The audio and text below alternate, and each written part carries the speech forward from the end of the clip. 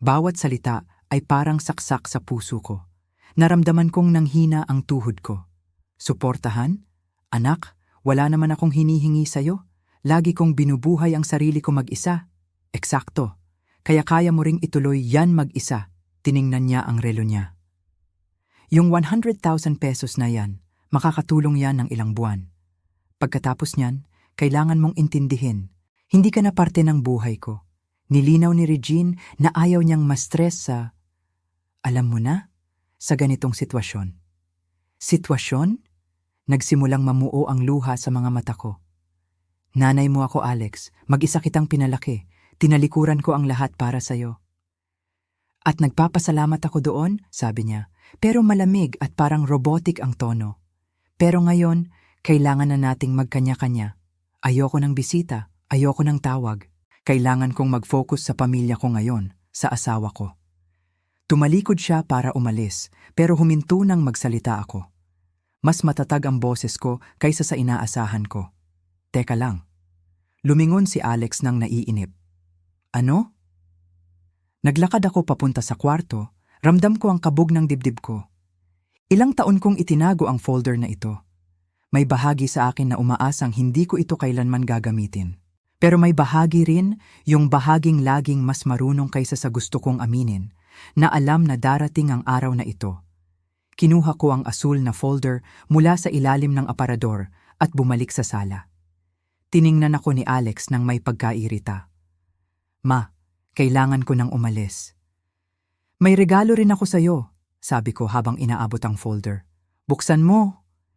Kinuha niya ang folder ng may paghamak na parang isa na namang kadramahan ng nanay niya. Pero nang buksan niya ito at simulang basahin ang mga dokumento, nakita ko ang pagbabago. Una ay pagkalito, sumunod ay gulat, at pagkatapos ay takot. Ano? Ano to? Namamaos ang boses niya. Mga dokumento, kalmado kong sabi.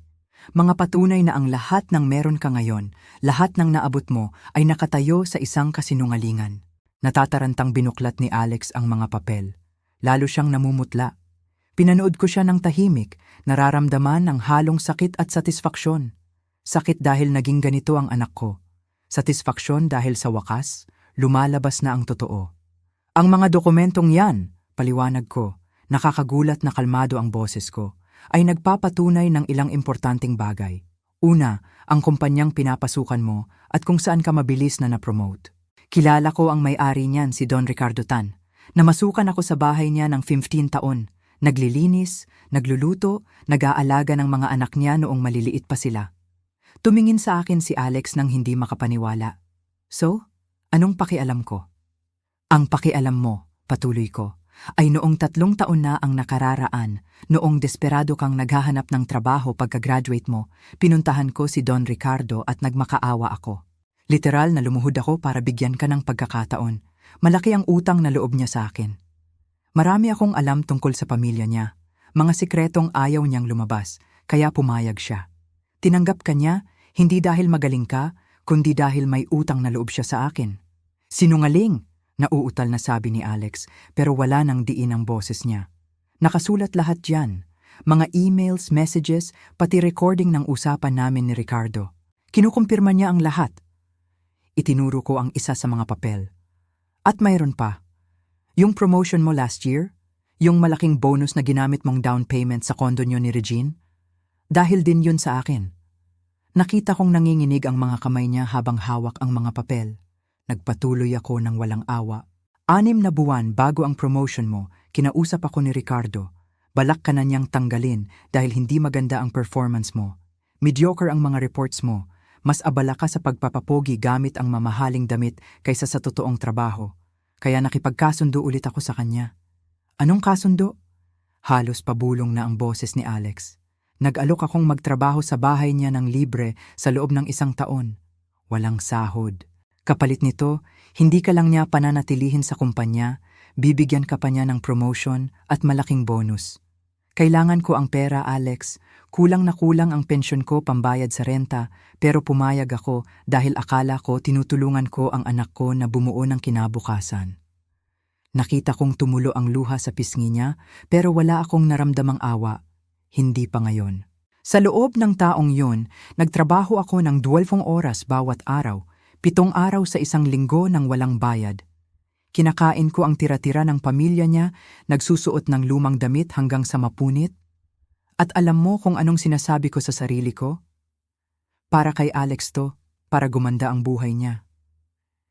Pero alam mo kung anong ginagawa mo noong panahong yon, anak? Hindi siya sumagot. Nakatitig lang siya sa akin, nanlalaki ang mga mata. Ginagastos mo ang bonus na yun sa mga mamahaling restaurant kasama si Regine. Bumibili ka ng mga designer na damit, nagpo-post ka sa social media, ipinagyayabang ang marangyang buhay.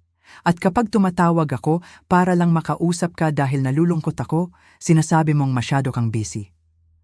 Ma, hindi ko alam. Simula niya, pero itinaas ko ang kamay ko. Mayroon pa. Naalala mo yung kotse na niregalo sa'yo last year? Yung SUV na gustong-gusto ni Regine? Lalo pang namutla ang mukha niya. Sabi ni Regine bonus daw ng kumpanya. Kasinungalingan, simple kong sagot. Nung buwan ding yon, tinawagan ako ulit ni Ricardo. Sinabi niyang humingi ka ng malaking cash advance na baon ka sa utang dahil sa lifestyle niyo. Pinag-iisipan ng kumpanya na tanggalin ka dahil sa isyu sa pera. Makakaapekto raw ito sa reputasyon mo at ng kumpanya. Kaya, nakialam na naman ako. Hindi, parang sinakal ang boses niya. Binenta ko ang huling alahas na mana ko sa lola mo. Iyon na lang ang natitirang bagay na may halaga sa akin, ang tanging alaala ko sa kanya. Binenta ko lahat at ibinigay ang pera kay Ricardo para bayaran ang mga utang mo ng palihim. Kapalit nito, ibinigay niya sa'yo ang kotseng yon at pinalabas na reward sa exceptional work mo. Napaupo si Alex sa silya, hawak pa rin ang folder. Tinitigan niya ang mga dokumento na parang hatol ng kamatayan. At tungkol kay Regine, patuloy ko, tumigas ang boses ko. Ang babaeng ipinagpapalit mo sa akin. Alam mo ba kung bakit ka tinanggap ng pamilya niya? Isang simpleng empleyado, walang malaking yaman, walang koneksyon? Dahil nakipagkaibigan ako sa katulong nila. Umiling siya, hindi makapagsalita. Nalaman kong binablackmail ang tatay ni Regine dahil sa isang kabit. May mga litrato, ebidensya. Nakuha ko ang mga ebidensyang yun gamit ang mga koneksyon ko sa tagal ng pamamasukan ko sa mga mayayaman at nag-alok ako ng deal. Sisirain ko ang mga ebidensya kung bibigyan niya ng basbas ang kasal niyo at tatratuhin ka bilang karapat-dapat na manugang. Pumayag siya. Ang mukha ni Alex ay puno ng matinding gulat. Parang tumanda siya ng 10 taon sa loob ng ilang minuto. Kaya anak, mas naging matatag ang boses ko. Lahat ng meron ka ngayon, trabaho mo, promotion, kotse, kasal kay Regine, kondo nyo, lahat yan ay binuo ko. Hindi ikaw. Ako. Ang katulong na kinahihiya mong tawaging nanay. Sinubukan niyang magsalita pero walang lumalabas. Sa huli, naitanong niya, Bakit? Bakit mo ginawa lahat ng to? Dahil mahal kita, sagot ko. At sa unang pagkakataon ay naramdaman kong nanginig ang boses ko. Dahil anak kita at akala ko ginagawa ko ang makakabuti sa'yo. Akala ko kapag binigay ko sa'yo lahat ng oportunidad na hindi ko naranasan, magiging masaya ka, magiging mabuting tao ka. Pero nagkamali ako. Malayang tumutulo ang luha ko ngayon, pero hindi ko pinunasan. Hinayaan kong makita ni Alex ang sakit, ang dismaya, ang sama ng loob ko. Nagpalaki ako ng halimaw. Nagpalaki ako ng taong mas pinahahalagahan ang pera at estado kaysa sa lahat. Taong nagtatapon ng tao kapag wala ng pakinabang. At kasalanan ko yon. Pinalaki kita sa layaw, masyado kitang prinotektahan, binigay ko lahat ng hindi ka pinapahirapan. At ngayon, pumunta ka rito sa birthday ko para abutan ako ng 100,000 pesos na parang limos at sabihing lumayas ako sa buhay mo. Umiiyak na rin si Alex, malakas at desperado ang mga hikbi niya. Ma, hindi ko alam, sumusumpa ako, wala akong alam sa mga to. At kung alam mo, may magbabago ba? Tanong ko, matalim ang boses ko. Tinatrato mo ba ako ng mas maayos o ikakahiya mo pa rin ang babaeng naglilinis ng inidoro para mabigyan ka ng magandang buhay? Hindi siya sumagot at ang katahimikang yun ang nagsabi ng lahat. Ang mga dokumentong yan, turo ko sa folder, ay may laman ding mga bagay tungkol sa'yo. Naalala mo yung financial report na ginawa mo na bumilib ng husto ang mga boss mo last year? Yung nagbigay sa'yo ng dagdag na promotion? Lalo pang namutla ang mukha niya, kung posible pa yon. Alam kong nag-plagiarize ka. Nahanap ko ang original report ng isang intern na tinanggal sa trabaho. Ninakaw mo ang gawa niya, pinalitan ng ilang detalye at ipinresentang sayo. Nandyan lahat. Nasa akin ang original files, dates of creation, emails, lahat. Ma, parang awa mo na. At meron pa. Yung mga gastos na China charge mo sa kumpanya last year, mga biyahe, dinner, networking events, may ebidensya ako na kalahati doon ay personal. Dinadala mo si Regine sa mga romantic dinner at pinababayaran sa kumpanya. Technically, estafa yan o fraud. Wasak na si Alex ngayon. Nakasubsob ang mukha sa mga palad, umuuga-uga. Ganito ang mangyayari, sabi ko sabay kuha ng sobrang may 100,000 pesos at tinulak pabalik sa kanya. Kunin mo ang perang to, lumabas ka rito at pag-isipan mong mabuti kung anong klaseng tao ka na ngayon. Ma, please, huwag mong gawin to. Hindi kita ilalaglag, sabi ko, at nakita ko ang bahagyang pag-asa sa mata niya. Hindi pa sa ngayon. Pero itatago ko ang mga dokumentong ito sa ligtas na lugar. At kung sakaling kailanganin mo ng paalala kung saan ka nanggaling, kung sino ang naglagay sa'yo dyan, nandito lang ako. Hindi dahil gusto kong gumanti, kundi dahil umaasa pa rin ako na balang araw ay magigising ka at marirealize mo kung ano talaga ang mahalaga sa buhay. Nanatiling nakaupo si Alex ng matagal, nakasubsob at humahagulgol. Pinapanood ko ang anak ko habang gumuho ang mundo niya at nakaramdam ako ng magkahalong emosyon. Gusto ko siyang yakapin, patahanin, sabihing magiging okay ang lahat. Iyon ang nanay sa akin. Pero may ibang bahagi, ang bahaging hinamak at itinakwil kanina lang na nanatiling matatag. Paano mo nakuha lahat ng to? Tanong niya sa wakas. Paano mo nalaman? Umupo ako sa mesa sa tapat niya. Pagod na ako, hindi lang sa gabing ito, kundi sa bigat ng mga sikretong ilang taon kong dinala. Alex, akala mo ba invisible kaming mga katulong? Na para lang kaming parte ng muebles? Walang mata, walang tenga, walang isip? Wala nang sumbat sa boses ko, paglalahad na lang ng katotohanan. Sa loob ng 30 taon, namasukan ako sa bahay ng mga pinakamayayaman at makapangyarihang tao sa lugar na to. Nakikita ko lahat, naririnig ko lahat. Ang away ng mag-asawa habang namamalansya ako, ang mga maduduming transaksyon habang naglilinis ako ng opisina, ang mga sikreto ng pamilya habang inaayos ko ang mga papel nila. Inangat niya ang mukha niya, pula at maga ang mga mata. Hindi ako tanga anak, mahirap lang ako, at malaki ang pagkakaiba ng dalawang yan. Kahit hindi maintindihan ng mga tulad niyo ni Regine, bumuntong hininga ako, ramdam ang bigat ng mga taon. Lagi akong nag-iingat noong napansin kong nagbabago ka na lumalayo ka na, nagsimula akong maghanda. Dinokumento ko lahat. Bawat pabor na hiningi ko, bawat sakripisyo. Hindi dahil balak kong gamitin laban sa'yo, kundi dahil napiyok ako. Dahil natatakot ako na balang araw, tuluyan mo na akong kalimutan. Hindi kita kinalimutan, sabi niya, pero walang puwersa ang boses niya. Binura mo ako, Alex. Sistematiko mo akong binura sa buhay mo. Kapag tinatanong ng mga katrabaho mo ang pamilya mo, sinasabi mong patay na ang mga magulang mo. Alam ko, dahil kaklase ng anak ni Ricardo ang pinsan ni Regine at nag-uusap sila. Pumikit siya, tumulo na naman ang luha. Hindi niya itinanggi. Sa kasal mo, noong pinaupo ako ni Regine sa dulo, wala kang sinabi. Noong tratuhin ako ng nanay niya na parang hired help, wala kang sinabi, hinayaan mo lang. Hinayaan mong ipahiya nila ako dahil mas madali yun kaysa aminin na ang nanay mo ay isang simpleng tagalinis. Sabi ni Regine mas mabuti daw yun, bulong niya. Sabi niya baka maging awkward at nakakahiya ang presence mo. Presence ko? Tumawa ako ng mapait. Anak, ako ang nagluwal sa'yo. Dinala kita ng 9 na buwan. Naglabor ako ng walang anesthesia dahil walang pambayad sa pribadong ospital. Pinadedi kita kahit dumudugo na ang dibdib ko. Pinalaki kita mag-isa nung iniwan tayo ng tatay mo at ngayon ang presensya ko ay nakakahiya? Wala siyang maisagot. Alam mo kung ano ang pinakamasakit? Patuloy ko. Hindi yung pisikal na distansya. Yung marirealize ko na ikinahihiya mo ako. Ikinahihiya mo ang babaeng tinalikuran ang sariling buhay para mabuo ang sayo. Pwede naman akong mag-asawa ulit noon, alam mo ba yon? Nung umalis ang tatay mo, may mga nanligaw. Mabubuting lalaki, masisipag, gustong mag-alaga sa akin. Pero tumanggi ako, kasi ikaw ang priority ko. Ikaw ang proyekto ng buhay ko. Wasak na si Alex.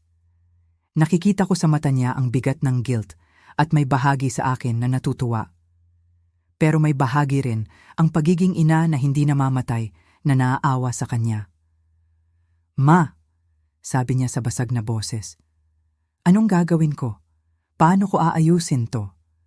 Ito ang tanong na hinihintay ko, pero wala akong simpleng sagot. Hindi ko alam kung maayos mo pa to, Alex. Hindi ko alam kung mapapatawad pa kita. Pero ito ang mangyayari ngayon. Kinuha ko ang folder sa kanya at hinawakan ng mahigpit. Aalis ka na rito. Babalik ka sa marangya mong buhay, sa spoiled mong asawa, sa mahal mong kondo, at mag-iisip ka. Mag-iisip ka ng mabuti.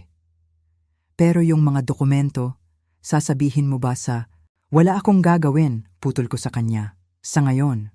Dahil sa kabila ng lahat, nanay mo pa rin ako at may sumpa kaming mga ina na mahalin ang anak namin kahit hindi nila deserve. Pero hindi ibig sabihin noon ay hahayaan kong tapak-tapakan niyo ako ulit. Tumayo ako, masakit ang katawan sa pagod at emosyon. Ito ang kondisyon ko, dumistansya ka muna. Ayoko ng mga paimbabaw na tawag, mga pagbisita na dala ng takot o guilt.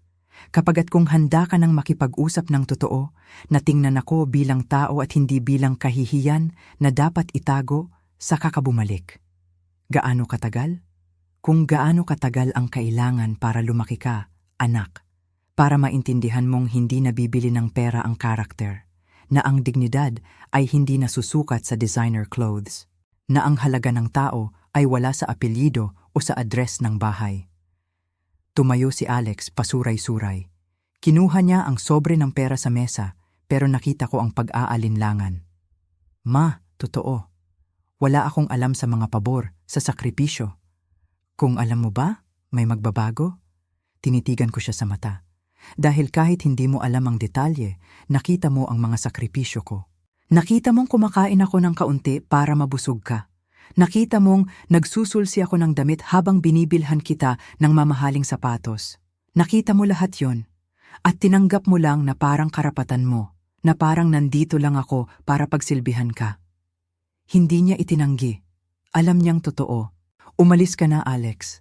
At sa pagkakataong ito, huwag kang babalik hanggat hindi mo ako kayang tingnan ng walang halong hiya. Hindi hiya sa ginawa mo, kundi hiya sa kung sino ako. Kapag kaya mo na akong ipakilala sa mga mayayaman mong kaibigan at sabihing, ito ang nanay ko, katulong siya buong buhay niya at siya ang pinakamatatag na babaeng kilala ko, doon ka lang pwedeng bumalik. Dahan-dahan siyang naglakad papunta sa pinto. Sa hamba ng pinto, lumingon siya sa huling pagkakataon. Mahal kita, ma.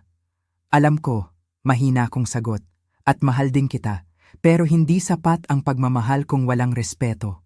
Umalis ka na. Nang sumara ang pinto, hinayaan ko nang bumigay ang mga tuhod ko. Napaupo ako sa sahig, nakasandal sa pader at umiyak. Umiyak ako para sa mga nasayang na taon, sa mga nawalang pangarap, sa sakit na malamang ang kaisa-isa kong pamilya ay naging ibang tao na. Pero may naramdaman din akong kakaiba.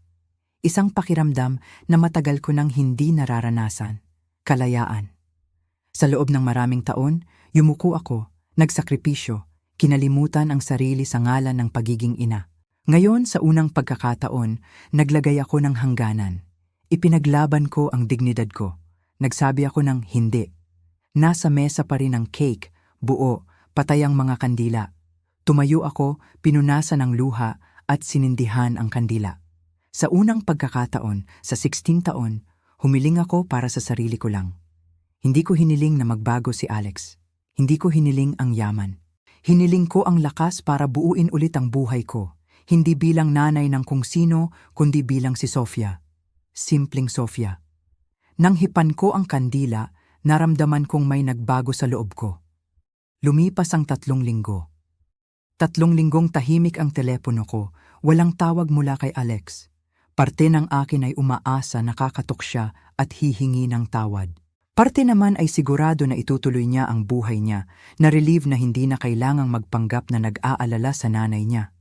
Sa mga linggong iyon, nagsimula akong gumawa ng mga bagay para sa sarili ko. Nagsimula akong sumama sa group ng mga senior citizen sa simbahan kung saan gumagawa kami ng crafts. Doon ko nakilala si Aling Lupe, 70 anyos, puno ng karunungan.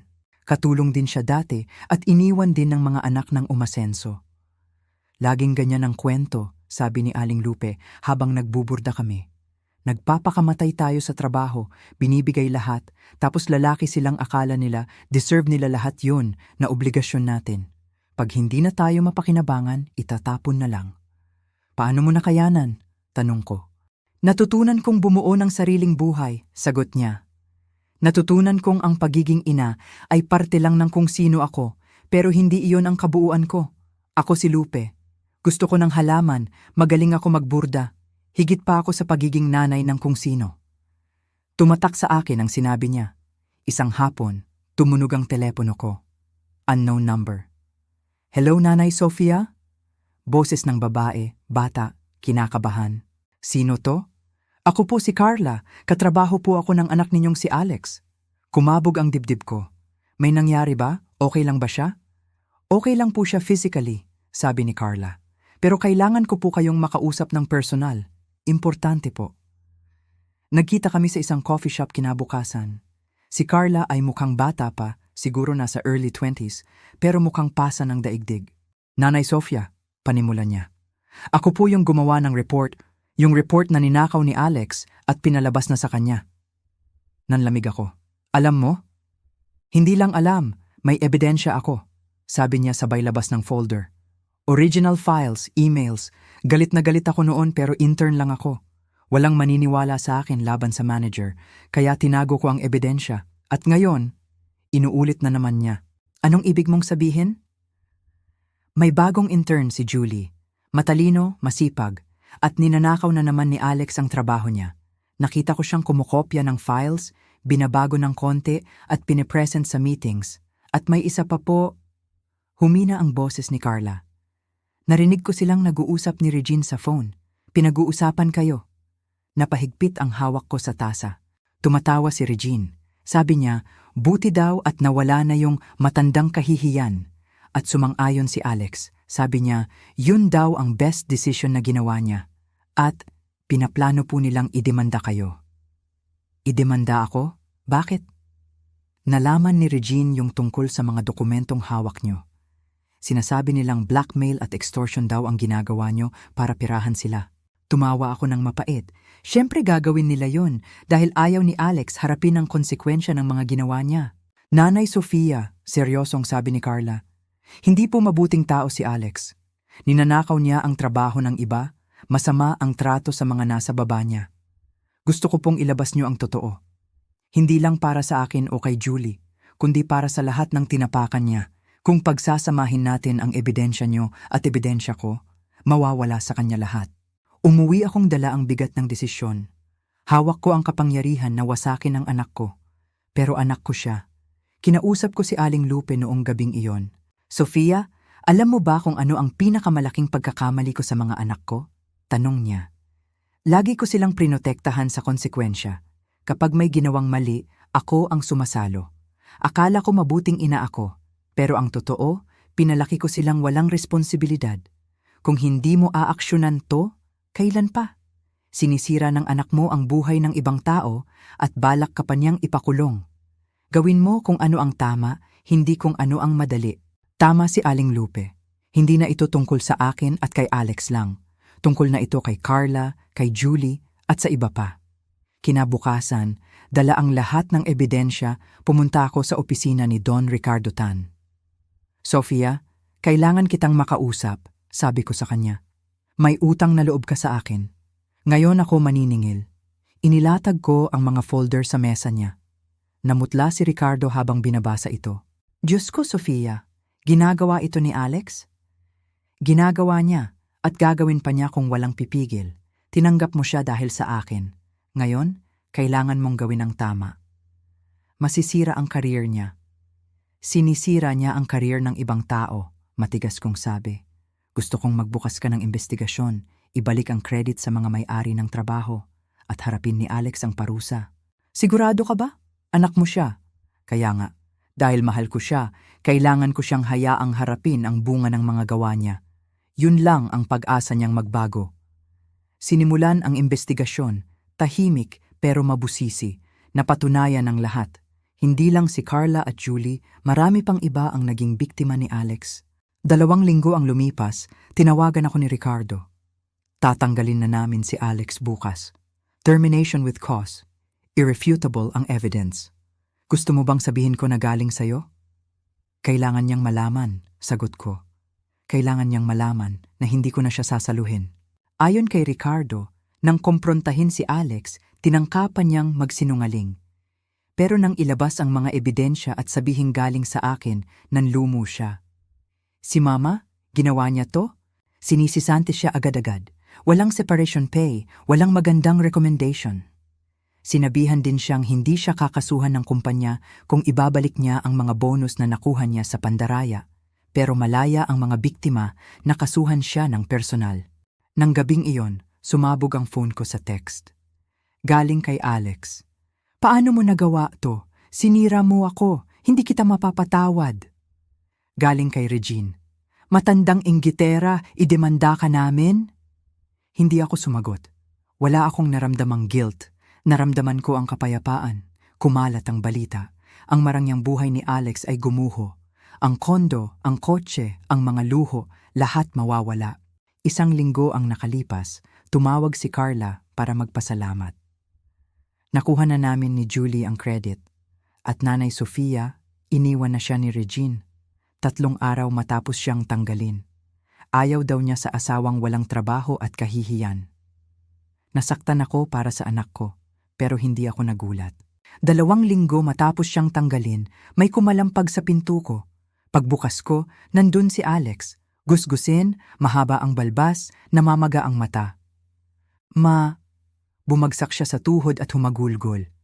Nawala na ang lahat, trabaho, asawa, bahay. Wala na akong mapuntahan. Tinitigan ko siya. Gusto ko siyang papasukin at alagaan. Pero naalala ko si Aling Lupe. Alex, sabi ko, nandito ka ba para humingi ng tawad? O nandito ka dahil kailangan mo na naman ako?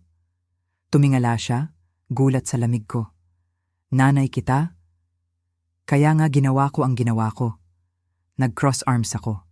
Nagnakaw ka ng trabaho, nanapak ng tao, hiniya mo ako, itinakwil, at balak pang ipakulong. Tapos sasabihin mo, nanay kita? Hindi patas yun. Nanahimik siya. Kung gusto mong pumasok sa bahay na to, dahan-dahan kong sabi, kailangan mong magpakatotoo. Aminin mo ang ginawa mo. At sabihin mo sa akin, nagsisisi ka ba talaga o desperado ka lang? Nakita ko ang pagtatalo sa isip niya. Sa huli, bumulong siya. Hindi ko na alam. Hindi ko na alam kung sino ako. Iyon ang unang tapat na sagot na narinig ko sa kanya. Pumasok ka, sabi ko. Pero hindi ko aayusin ang buhay mo. Ikaw ang sumira, ikaw ang mag-aayos. Sa mga sumunod na buwan, natulog si Alex sa luma naming sofa. Hindi naging madali. Kinailangan kong pigilan ang sarili ko na ipagluto siya o labhan ng damit niya.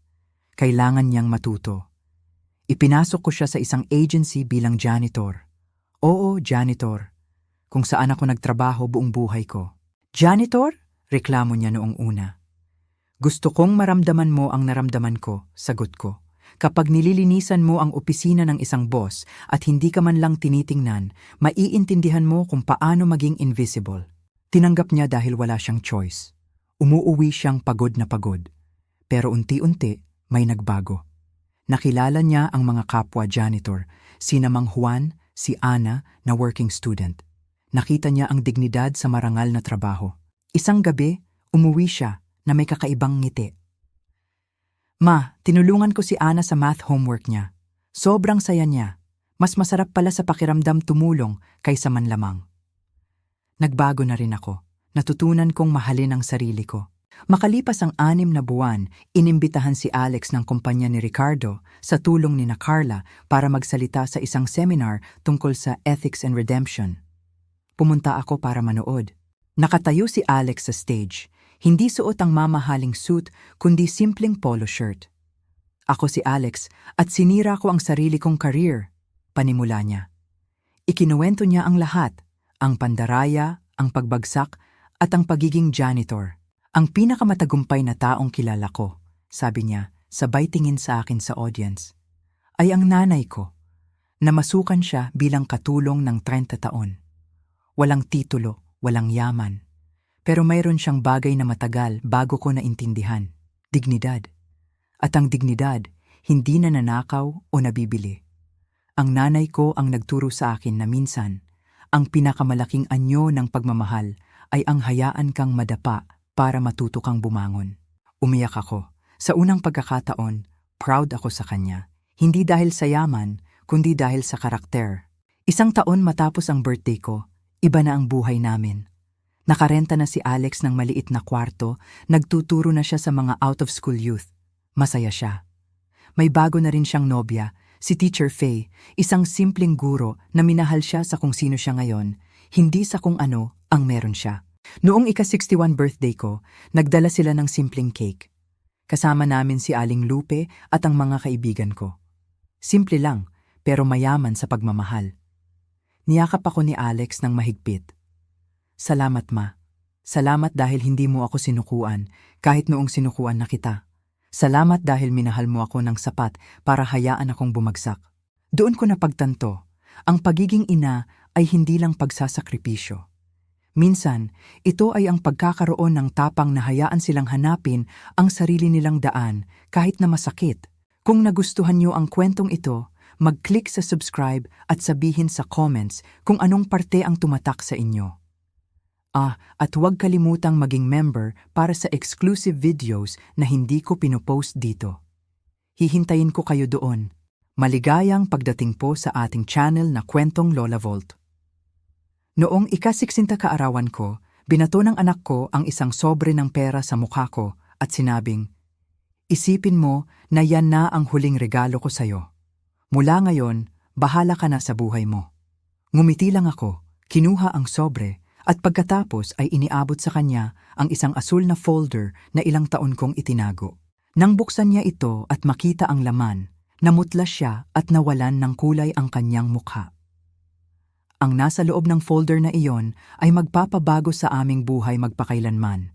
Pero bago tayo magpatuloy, siguraduhin munang nakasubscribe ka na sa channel at mag-comment kung saang lugar ka nanonood ngayon. Gustong-gusto naming malaman kung saan nakararating ang ating mga kwento.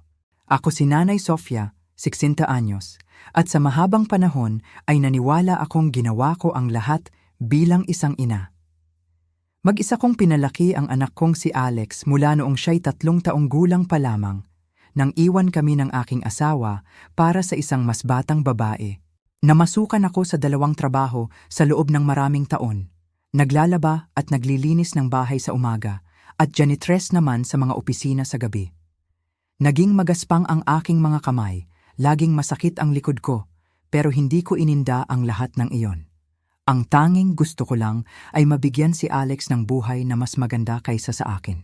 Naitaguyod ko siya sa isang magandang private school sa pamamagitan ng matinding sakripisyo. May mga buwan na kanin at tuyo o dilata lang ang kinakain ko para lang may maayos na ulam siya sa pinggan.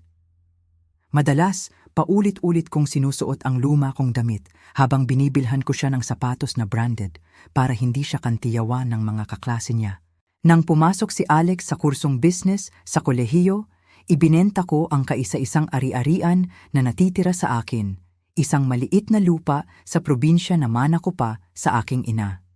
Iyon lang ang meron ako, ang tanging kasiguraduhan ko sana sa pagtanda.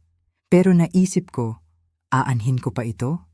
Ang anak ko ang aking kinabukasan. Nagtapos si Alex na may honor at mabilis na nakakuha ng magandang trabaho sa isang malaking kumpanya sa Makati. Sobrang proud ako sa kanya. Sa wakas, sulit ang lahat ng taon ng sakripisyo o iyon ang akala ko. Sa mga unang buwan ng kanyang trabaho, Dumadalaw pa si Alex sa simple naming apartment sa isang mataong barangay. May dalang kaunting grocery, nagbabayad ng ilang bills, pero habang tumatagal, dumalang ang kanyang mga pagbisita. Hanggang sa 2 taon na ang nakararaan, nakilala niya si Regine. Galing si Regine sa mayamang pamilya, nakatira sa isang exclusive subdivision at halatang hindi ako boto sa kanya. Noong una kaming nagkita, ang paraan ng pagtingin niya sa maliit at payak kong apartment, sa mga luma kong muebles at sa simple kong pananamit ay nagsabi na ng lahat. Para sa kanya, isa akong kahihiyan, isang katulong na hindi nababagay sa sopistikadong mundo na ginagalawan na ngayon ng anak ko. Matapos maging sila ni Regine, nagbago ang lahat. Halos tumigil na ang pagdalaw ni Alex. Kapag tumatawag ako, lagi siyang busy, laging may importanteng meeting. Kapag nagpupumilit ako, naiirita siya na parang istorbo ang tawag ko. 6 na buwan na ang nakalilipas, ikinasal sila sa isang marangyang seremonya. Pumunta ako, syempre, pero pakiramdam ko ay ligaw ako sa sarili kong pamilya. Pinaupo ako ni Regine sa pinakadulong bahagi ng reception hall, malayo sa pamilya niya at sa mga VIP na bisita. Ang presyo ng wedding gown niya ay higit pa sa kinita ko sa ilang taong pagtatrabaho. Matapos ang kasal, halos naglaho na si Alex sa buhay ko. Patuloy akong namuhay mag-isa sa parehong apartment kung saan ko siya pinalaki. Binubuhay ang sarili sa maliit na pensyon matapos ang ilang dekadang pagkayod. Hindi naman kalakihan, pero nakakaraos. Ang masakit ay hindi ang kakulangan sa pera, kundi ang kakulangan sa kanya. Masakit isipin na ang anak ko na pinag-alayan ko ng lahat ay ikinahihiya na ako ngayon. Dumating ang ikahusta kaarawan ko. Hindi ako umaasa ng bonggang selebrasyon. Sa totoo lang, hindi ko nga inaasahang maaalala pa ni Alex. Pero laking gulat ko nang tumawag siya noong gabi bago ang birthday ko. Gusto daw niya akong makita, may mahalaga daw kaming pag-uusapan. Napuno ng pag-asa ang puso ko. Baka naman na-realize niya na masyado na siyang malayo. Baka gusto niyang bumawi. Inayos ko ang apartment sa abot ng aking makakaya. Bumili ako ng simpleng cake sa bakery sa kanto at naglagay pa ng malinis na mantel sa mesa. Nang tumunog ang doorbell, bumilis ang tibok ng puso ko. Binuksan ko ang pinto ng nakangiti pero ang nakita ko ay nagpalamig sa akin. Nakatayo doon si Alex pero malamig at walang emosyon ang kanyang mukha. Hindi man lang niya ako niyakap, pumasok lang siya at nanatiling nakatayo sa sala na parang nagmamadaling umalis. "Hi ma," sabi niya nang walang kabuhay-buhay. "Happy birthday Alex, ang saya ko at nakita kita, anak. Ang tagal na nating hindi..." Nagsimula ako, pero pinutol niya ako. "Ma, hindi ako pwedeng magtagal. Pumunta ako rito dahil may kailangan akong sabihin na importante." Dumukot siya sa bulsa ng kanyang mamahaling suit at naglabas ng makapal na sobre. Walang pakundangan niyang inihagis ang sobre sa mesa, mismo sa harap ng birthday cake na binili ko. Tiningnan ko ang sobre nang may pagtataka at saka tumingin sa kanya. "Ano to? 100,000 pesos, sabi niya habang naka-cross arms. "Isipin mo na yan na ang birthday gift mo at pati na rin severance pay o bayad pinsala, kumbaga." "Bayad pinsala?" Nanginig ang boses ko. "Anong ibig mong sabihin, Alex?" Bumuntong hininga siya na parang nakikipag-usap sa isang pasaway na bata. "Ma, didirituhin na kita. Binubuo na namin ni Regine ang buhay namin. May mga plano kami, mga goals, at sa totoo lang, hindi ka na namin kayang suportahan, emosyonal man o pinansyal. Matanda ka na, may pensyon ka naman. Panahon na para tahakin mo ang sarili mong landas at ako naman sa akin."